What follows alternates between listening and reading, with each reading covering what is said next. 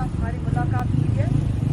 इमरान खान ने बताया कि मुझे मतलब गलत बयानी से मुझे लेकर गए, छोटे वो कमरे में बिठा दिया और उन्होंने कहा कि आपका वीडियो लेंगे। और कहते जब बैठा तो मेरे हाथ में एक फ़ोन पकड़ा दिया, ना मुझे आवाज़ आ रही थी, ना मुझे कोई नज़र आ रहा था। और मुझे कहते जी कि आप ट्रायल का, तो मैंने कहा मुझे तो कोई नज़र नहीं आ रहा, ना मुझे पता है कि ना मेरे वकील का है, ना कोई बात हो रही है, ना आवाज़ आ रही है, ना गवान की आवाज़ आ रही है, तो मुझे वापस ले जाओ। फिर इमरान खान वापस चले गए। इन्होंने 2 दफ़ा किया या 3 दफ़ा? 3 दफ़ा किया। और 3 दफ़ा सिर्फ उनको, इमरान खान को ये नहीं पता था कि उनकी हाज़िरी लगवा रहे थे ये। जब इमरान खान कहते थे मुझे आवाज़ नहीं आ रही और कुछ नहीं मुझे पता क्या हो रहा है, तो वो वापस चले जाते थे अपने सेल में।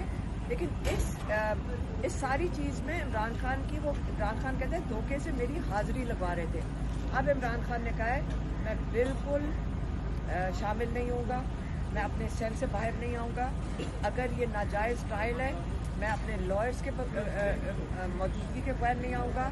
जब मैं नहीं सुन सकता कि विटनेसेस क्या कह रहे हैं, मैं नहीं आऊँगा। और ये अनफेयर ट्रायल है, ये गैर कानूनी है, सारों को पता है ये गैर कानूनी है। ये कोई कानून की मैनुअल, हम लॉयर नहीं है, लेकिन हमने ये सारी चीज़ें चेक की हैं।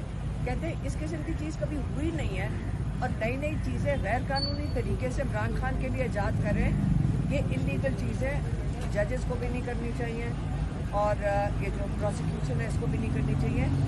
इनके खिलाफ चार्जशीट बनेगी अगर ये इलीगल काम करेंगे, ये इनके रिकॉर्ड से जाएगी नहीं बात।